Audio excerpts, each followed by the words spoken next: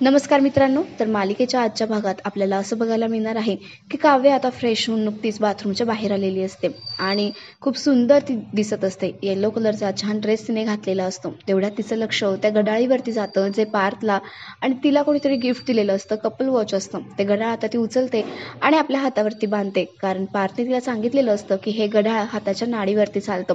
आणि जेव्हा चुकून तिच्या हातून पार्थचं घड्याळ फुटलेलं असतं, तेव्हा पार्थ हे सुद्धा म्हणालेला असतो की काव्या इट्स ओके, एवढं काही बिघडलेलं नाहीये, ते घड्याळसुद्धा सुधारता येऊ शकतं आणि बाकीच्या गोष्टीसुद्धा. तेव्हा आता हे सगळं आठवून काव्याला त्याची आठवण आलेली असते आणि त्याच्या आठवणींमध्ये थोडीशी ती हरवलेली असते. तिच्या चेहऱ्यावरती हलकंसं असं स्माईल आलेलं असतं, कारण पार्थच्या त्या शब्दांचा तिला आज दिलासा वाटत असतो. कारण पार्थ म्हणालेला असतो की एवढं काही बिघडलेलं नाहीये, सगळं काही आपल्याला सुधरवता येऊ शकतं. म्हणूनच आता तिला वाटत असतं की मानिनीच्या मनात कितीही गैरसमज होऊ दे, पण मला सगळं काही सुधरवता येणार आहे. आणि तिच्या आणि पार्थच्या नात्याबद्दल तिला एक पॉझिटिव्ह फिलिंग येत असतं. इकडे नाश्त्यासाठी काव्या ही का येत नाहीये म्हणून पार्थ हा जास्तच उतावळी होऊन तिची वाट बघत असतो की काव्या अजून का आल्या नाहीत ते. तेवढ्यात काव्या खाली येते आणि तिला नवीन ड्रेसमध्ये बघून खूपच छान त्याला वाटत असतं, कारण काव्या खरंच खूप सुंदर दिसत असते. काव्या आता पार्थच्या बाजूला येऊन बसणार, तेवढ्यात मानिनी तिला इशाराने सांगते की तिकडे बसू नको, इकडे बस. आणि मग ती नंदिनीच्या बाजूला येऊन बसते. पार्थ म्हणतो, काव्या इकडे का नाही बसलात तुम्ही? काव्या म्हणते, इट्स ओके, काही नाही. पार्थ म्हणतो, ठीक आहे, तुमच्या बहिणीच्या बाजूला बसायचंय का तुम्हाला? बसा तिथे, पण नाश्ता करून घ्या. हे घ्या, माझी प्लेट घेतात का तुम्ही? नाहीतर इकडे माझ्या बाजूला, आपण दोघं मिळून एकत्र खाऊया. आता मानिनीकडे काव्या बघते आणि काहीच बोलू शकत नाही. तेवढ्यात आता पार्थ तिच्याकडे बघतो आणि तिला इशारानेच सांगतो की तुमचा आजचा ड्रेस हा खूप सुंदर आहे, खूप छान दिसताय तुम्ही. आणि काव्यसुद्धा मनातल्या मनात हसत असते. इकडे आता तेवढ्यात रम्या आणि वसूसुद्धा नाश्त्यासाठी आलेल्या असतात. रम्या आता आशाताईंना सांगते की आशाताई थांबा, हो आम्हाला सुद्धा खायचं आहे, नाश्ता करायचा आहे, आमच्यासाठी वाढा ना काहीतरी.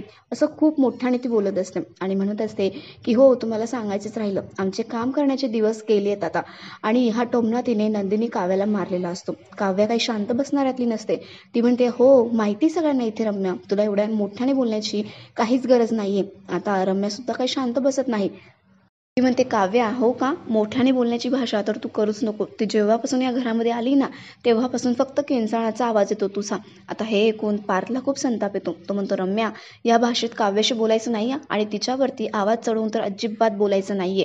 तुमची शिक्षा माफ केली याचा अर्थ असा होत नाहीये की तुम्ही केलेली पापं धुतली गेलेली आहेत आणि काव्याबरोबर अशा भाषेत बोललेलं मी खपवून घेणार नाहीये. तेवढ्यात रम्या म्हणते, हो का. वसू तिला आता शांत करते आणि वसू म्हणते, पार्थ काव्या मोठ्याने बोलते, मध्ये बोलते, हे चालतंय का तुला?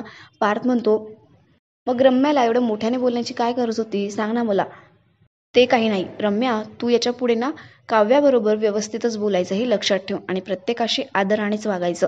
आता इथे पार्थने सगळ्यांसमोर परत एकदा काव्याची बाजू सावरून घेतलेली असते, तिला प्रोटेक्ट केलेलं असतं आणि तिला हवा तो मान मिळवून दिलेला असतो. त्यामुळे काव्याला आता त्याच्याविषयी खूपच आपुलकी आणि छान वाटत असतं. काही का असेना त्यांच्यातलं नातं आता हळूहळू पॉझिटिव्हली वर्क करत असतं. तर मित्रांनो, तुम्हाला हे अपडेट कसे आवडतायत का ते आम्हाला कमेंट करून नक्की कळवा आणि आमच्या चॅनलला सुद्धा नक्की सबस्क्राईब करा. धन्यवाद.